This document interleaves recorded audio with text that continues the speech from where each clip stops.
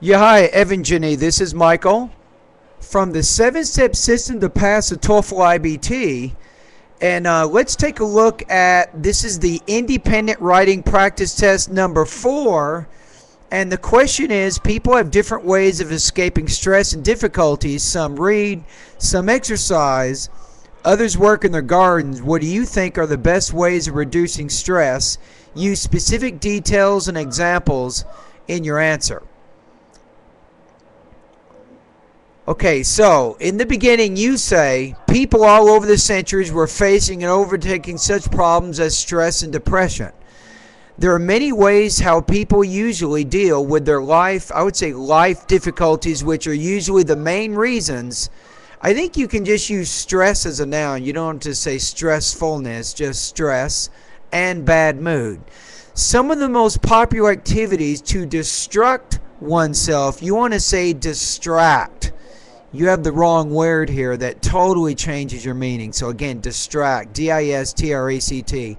Oneself are reading, doing exercises, or working in gardens.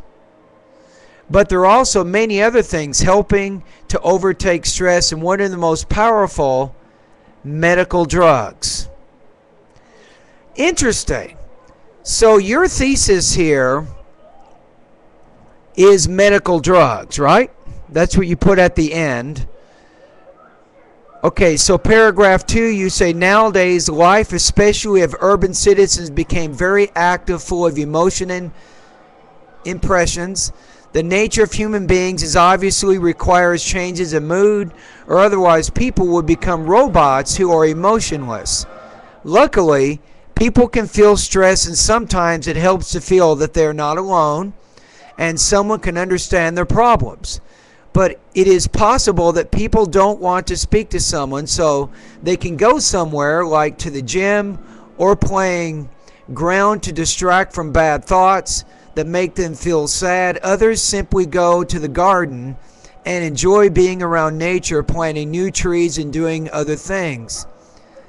Evgeny, you're all over the place here. You're killing me here. You're killing yourself. The TOEFL is going to kill you. You got too many things here. You said nothing about medical drugs. Nothing.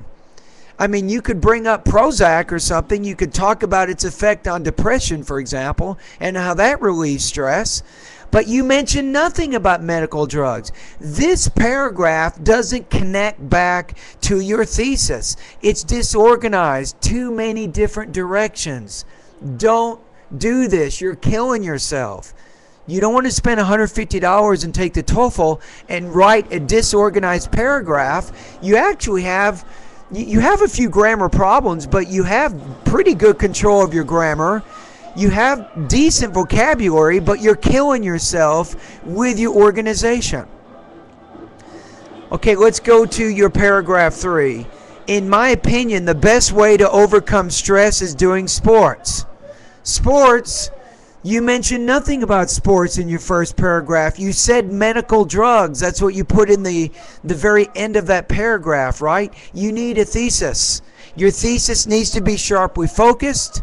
It needs to be arguable, and it doesn't just focus on facts. There's really no connection going on in this paragraph.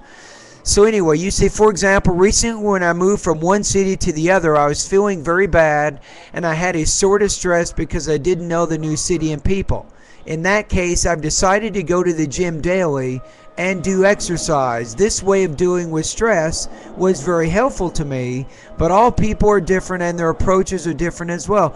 Don't mention that at the end. You're shooting yourself in the foot here. Make your argument. Don't just say, well, other people have other ideas. Forget that. Focus on your argument. Stay with what you want to say.